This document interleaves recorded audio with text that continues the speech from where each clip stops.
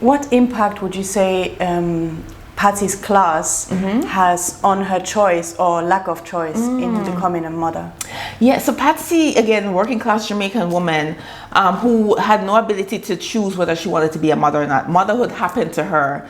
And given that abortion is illegal in Jamaica, she didn't have that means to have this doctor who could perform that for her. So she had no choice but to just suck it up. And, but 5 years down the road when she realized that she didn't have that maternal inkling, couldn't do anything about it besides look to America or look to her best friend Cicely to take her out of that situation. This happens a lot with working class Jamaican women where they do have those children, but there's no means. There's nothing that could help them to be those mothers, and there's nobody who's gonna agree with them getting rid of those children to begin with abortion. So they're literally stuck at that point.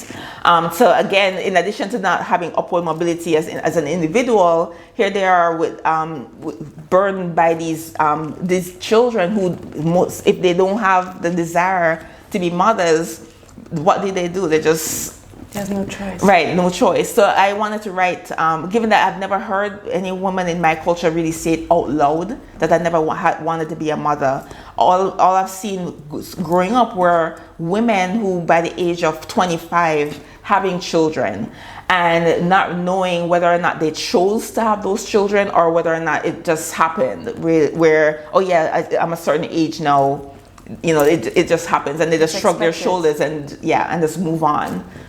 To what extent are you holding up a mirror to Jamaicans and Jamaican society in this novel? Most of especially, Patsy and also in Here Comes the Sun, most of the things that we don't want to talk about, things that we shy away from. So in this case, again, talking about the motherhood aspect, also how working class Jamaicans are treated, how the fact that there are no infrastructures there for upward mobility or to better our people, like knowing that there's so much talent in Jamaica. I have Ras Norbert, for example, in the book saying, we bury our gold, we have gold in our backyard. And we literally do in Jamaica. It's just that there's nobody helping us to toil and to actually ferment and grow, or even help us achieve and to look behind us and see where the gold is buried. It's more like, oh, well, let's look to foreign for that, for that treasure, for that self-esteem, for whatever it is. And so what I want is more like to really hold up a mirror saying we have a lot in Jamaica, and for that very reason we can actually keep more people from leaving the island. We have so many brilliant people leaving, me included, writers, artists, doctors, lawyers. So there's definitely that brain drain that's happening.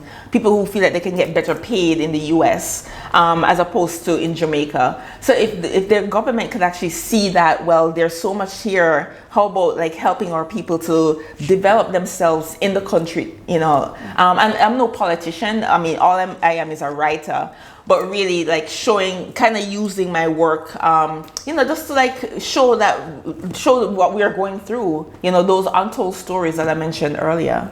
How have Jamaicans reacted to the book? So far, there have been great reviews from Jamaica. It's relatively new. I'm knocking on hardwood. It just came out in the UK in July. So I know more people are reading, and so I'll definitely wait for the responses. But so far, the early readers in Jamaica have responded well to it. So, that's great. Congratulations. Yeah. Thank you.